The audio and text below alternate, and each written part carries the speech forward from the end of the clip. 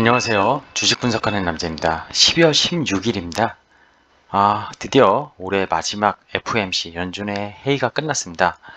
이미 시장에서 11월부터 예측해왔던 대로 거의 결과치가 나오지 않았나 생각이 드는데요. 미국 증시는 연준의 회의가 시작되고 그리고 파월 의장의 발언이 나오면서 나스닥이 급등을 마감을 했고요. 장중 마이너스던 3대 지수가 전부 다 플러스로 마감을 했습니다. 사실 거의 상승폭이 저점에서 치면은 나스닥이 거의 3% 가까이 오르지 않았나 생각이 드는데요. 자, 오늘 국내 증시도 일단 오르긴 했습니다. 코스피, 코스닥 양시장 안도 랠리를 좀 보였고요. 이웃 증시인 니케이도 안도 랠리를 보였는데, 자, 이제 연준의 회의에서 결국 언급이 되긴 했었는데 저는 오늘 이 포인트를 꼭 짚고 가야 되지 않을까 생각이 듭니다. 결국 금리 인상 시계열이 빨라졌고 테이퍼링이 빨라졌고 다 누구나 아는 소식입니다. 근데 그것보다 더 중요한 것이 있습니다.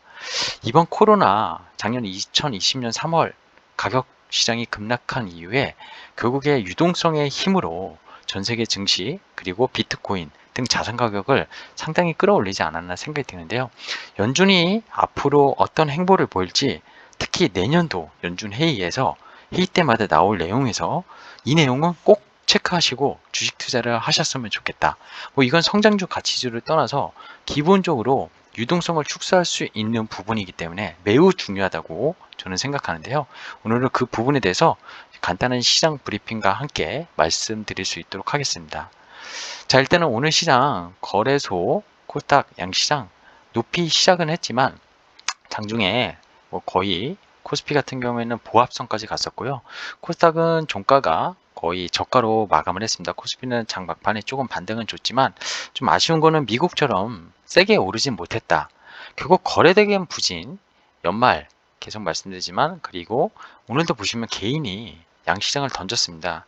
특히 코스피 같은 경우에는 개인 대주주 양도세 회피 물량이 계속 나오고 있다고 보시면 됩니다. 외국인은 사줬고요. 외국인 기관 코스닥도 사줬습니다. 시장 전반적으로 나쁘지 않았던 것 같아요. 근데 보시면 지수는 상승했는데 코스피가 하락 종목이 더 많았다는 거, 이 부분에 대해서 좀 생각을 해볼 필요가 있지 않나. 코스닥도 지수는 0.4% 올랐는데 하락 종목이 거의 상승 종목과 비슷했던 하루였던 것 같습니다. 그러니까 장이 미국처럼 아주 좋았다 이렇게 표현하기는 어려운 것 같아요. 자, 그리고 연준의 올해 마지막 21년인데 잘못 표기됐네요. 21년 마지막 FOMC 회의 요약을 좀 해봤습니다. 이거 오늘 사이트에서 제가 가져왔는데요. 이게 뭐냐면 연준 회의 전에 이제 금리 인상을 이제 타켓 레이트를 표시한 겁니다. 일주 전, 한 달 전이 되는데 딱 연준 회의 14, 15 진행하기 전에 지금 어디에 포인트가 돼 있냐면 내년도거든요. 내년도 2022년 12월 전망. 그쵸? 12월 14일. 그때 한 100에서 125, 이게 20%고 75에서 100. 그러면 지금 0.25%의 미국 금리가 1% 간다고 하면은 한 3번 정도 오르겠구나. 맥스. 적으면 2번 정도. 이거 시장에서 이미 예측하고 있었던 내용입니다. 그리고 자산 매입 속도를 줄이는 거지 이게 긴축은 아니라고 계속 말씀드리고 있는데 월 150억 달러에서 300억 달러 다 아시는 내용입니다. 내년도 3차례, 23년도 3차례, 24년도 2차례. 지금 0.25가 기준금리이기 때문에 여기서 25bp씩 특이사항이 없을 때 50bp 이상 올리지는 않을 것 같고요. 이때 8을 곱하면 약 2.25%, 적게는 7번 정도 올리면 2% 정도 레벨이 될 겁니다. 그래서 이렇게 달성 전망이 될 거다. 이렇게 보고 있고요. 시장에서 일시적이나 문구 인플레이션 삭제를 했고요. 수요와 공급의 불균형이 높은 인플레이션의 기여. 이 구체적 문구를 수정하면서 연준이 앞으로 고용보다는 최근에 나온 고용 지표들 너무 계속 좋게 나왔잖아요. 실업률도 4%까지 거의 내려왔고요. 완전 고용은 아니지만 어쨌든 지금 인플레이션을 통제 안 하면 이제는 경기가 좀 하강할 수 있겠구나, 위험할 수 있겠구나, 이런 걸로 인플레이션 파이터의 역할을 제대로 올해 내년에는 목표 삼겠다는 정확한 의지를 보여준 연준의 회의였습니다. 자, 이거는 다 아시는 내용이죠. 그래서 간단하게 넘어가겠습니다. 자, 그러면 제 생각, 오늘 주분남의 픽은 종목은 최근에 많이 말씀드리고 있는데요. 뷰를 좀 말씀드릴까 합니다. 자, 테이퍼링 우려가 완화돼서 주식시장이 상승하고 다음날은 그 우려가 커져서 하락했다는 뉴스를 11월부터 12월까지 아니면 그 전에도 계속 보여줬던 것 같아요. 오미크론 때문에 하락하고 상승하고, 이것도 결국 본질적인 이유일까요? 시장을 복잡하게 생각하고 뉴스 플로우가 나오면서 흐름을 맡기고 해석을 하는 그런 행위죠. 사실은 우리는 이거에 따라서 1위 1비 이렇게 하면 투자는 저는 안 된다고 생각하는 투자자의 입장입니다. 여기서 예전에 제가 이거 한번 언급한 적이 있었는데요. 뭐 미국의 브레이크 인플레이션, 그 10년물 물가 뭐 이런 거 복잡하게 오늘 이거를 설명하지 않겠습니다. 그냥 간단하게 실질금리, 우리가 체감하는 실질금리 있지 않나요? 그게 명목금리, 뭐 이걸 기준금리라고 보통 표현하시는 분도 있는데, 보통은 미국 10년물 국채금리를 이 명목금리에 빗대어서 보통 많이 표본을 삼습니다. 그리고 마이너스, 플러스가 아니에요. 기대 인플레이션을, 이게 물가 상승률이거든요. 이게 결국 미국의 브레이크 이븐, 그죠? 인플레이션, 이거를 표현하는데, 이 프레드라고 구글에서 치면은 다 사이트가 있습니다. 거기 가서 조회가 가능하신데, 지금 명목금리가 아까 기준금리를 8번 정도 인상했을 때 2.25라고 말씀드렸고요. 10년 기대 인플레이션, 이게 지금 한 2.5% 정도 왔다 갔다 평균하고 있습니다. 이걸 빼면은 실질금리가 어떻게 되죠? 여전히 마이너스입니다. 그래서 이것까지 올린다고 가정을 하면요, 결국 마이너스 금리 또는 그냥 시장의 중립금리, 제로 정도 금리. 그래서 이게 우리가 생각하는 정말 높은 금리, 긴축은 아니다, 이런 말씀을 드리고 싶고요. 여기서 포인트는요, 이 자산 매입의 속도 조절, 150억 달러에서 월 300억 달러 줄여서 3월에 끝냈다고 한 것도 자산은 계속 매입하는 겁니다. 그냥 월 1200억 달러씩 매입하던 걸 줄이는 거고요. 단계적으로 금리 인상도 이 테이퍼링이 끝날 때까지 안 하겠다고 천명을 했고요. 빨라야 내년 5월 6월에 첫 번째 할 겁니다. 그리고 대차대조표 얘기를 했어요. 이 대차대조표 얘기를 결국 다음 장에, 이게 오늘의 핵심 사항인데요, 근본적으로 유동성을 악화시키는 긴축이 아니라는 게 핵심입니다. 금리 인상은. 근데 넥스트 페이지를 보겠습니다. 자, 연준의 대차대조표가 뭐냐면요, 밸런스 시트라고 해가지고 연준이 갖고 있는 자산을 표현하는 겁니다. 이게 결국 금융위기 때 자산이 2배 가까이 증가를 했고요.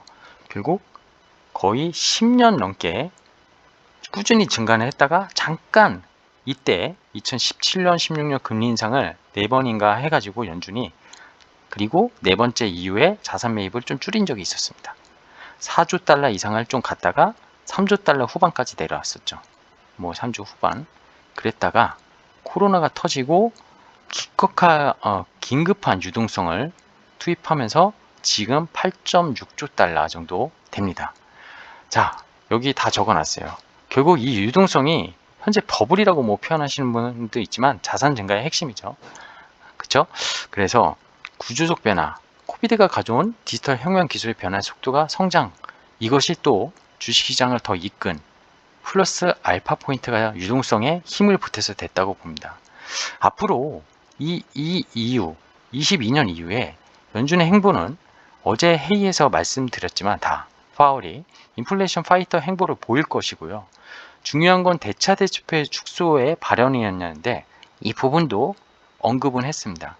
파월 의장이 언급을 했는데 금리 인상을, 테이퍼링을 끝내기 전까지 안 할 거다. 그리고 요 구간, 과거에 2016년, 17년 때도 한 3차례, 4차례까지 금리 인상을 하고 나서 자산 매입을 그 이후에 축소를 했습니다. 자, 그러면 저희가 결정해야 될 건 뭐죠? 투자자로서 뭐 성장주, 가치주 이런 거 떠나서요, 주식시장의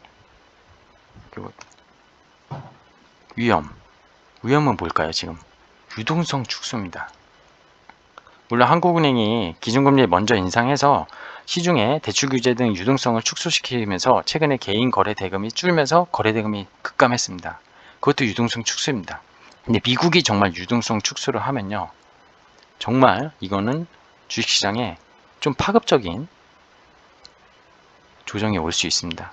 근데 앞서 보여드린 이것만 봤었을 때는 지금도 테이퍼링을 줄인다고 하더라도 월 300원씩 이건 계속 늘어납니다. 속도를 줄이는 거지 멈추는 게 아니거든요. 근데 3월에 이제 멈추겠죠. 그리고 금리 인상 어느 정도 한 다음에 시작을 할 겁니다. 그 시기가 어떻게 될 거냐? 22년 하반기 FOMC부터는 최소 이 대차대조표, 그러니까 자산을 매입하는 거, 지금은 채권 같은 걸로 매입했던 걸 노르버를 할 거예요. 노르버. 계속 재매입을 할 겁니다. 재매입. 이거를 중단하고 오히려 시장에 판다. 이런 얘기가 나오면 그게 시그널이 됩니다. 그때부터는 주식시장이 버블이 꺼질 수가 있어요. 진짜 아무리 좋은 종목이라도 유동성이 축소되면 미국에서 특히 이걸 시작하면 전 세계적으로 파급적인 게 나타날 수 있습니다. 물론 연준이 그걸 쉽게 패를 보이지는 않을 거라고 생각이 들어요. 하지만 어쨌든 12월 연준의 회의에서 대차대조표에 관련된 발언이 파월 의장의 입에서 말이 나왔다는 것은 내년도 시장을 상반기까지는 좋게 보지만 하반기 FOMC부터 금리 인상이 최소 시작되는 시점부터는 대차대조표에 대한 얘기나 아니면 자산 매입이 정말 줄어드는지는 꼭 시장을 매크로적으로 체크해가면서 우리가 투자를 해야 되지 않을까 생각이 듭니다. 뭐 주식을 멈추라는 얘기는 사실 아니죠. 근데 조심은 할 필요는 있다. 이런 얘기를 드리는 거고요. 결국에는 이거 예전에도 구조적 성장에 대해서 말씀드렸는데요. 코로나가 가져온 뭐 메타버스라든지 NFT라든지 디지털 혁명 기술의 변화의 속도, 최근에 이제 노봇 얘기, 오늘 이것까지 하기 너무 길어져서 다음에 얘기할 건데요. 노봇, 이런 것들이 성장의 틀을 최근에 저금리와 이 유동성 시장 속에서 보여줬고 그 코로나가 트리거를 만들었다고 말씀드렸습니다.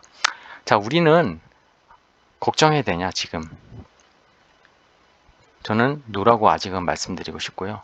결국 연준이 대차대조표 상의 자산 매입을 노르버를 중단하는 이 시기를 되게 포인트로 시장에 하락할 수 있는 포인트로 저는 보고 있습니다. 그때까지는 미국 증시는 더 괜찮지 않을까 생각이 들고요. 오늘 연준 얘기만 했는데요. 오늘 시장 얘기는 안 했습니다. 근데 이거 되게 중요한 거라서 말씀드리는 거고요. 내일이나 다음 주에는 당분간 테마로, 그쵸? 앞으로 또 메타버스처럼 될 수도 있을 것 같긴 한데요. 로봇 산업, 이 부분에 대해서 좀 얘기를 해볼까 합니다. 자, 오늘 여기까지 하겠습니다. 저는 주식 분석하는 남자고요. 구독 아직 안 누르신 분 구독, 좋아요, 알람 설정 해주시고 제 채널 영상들 많이 봐주시면 좋을 것 같습니다. 고맙습니다.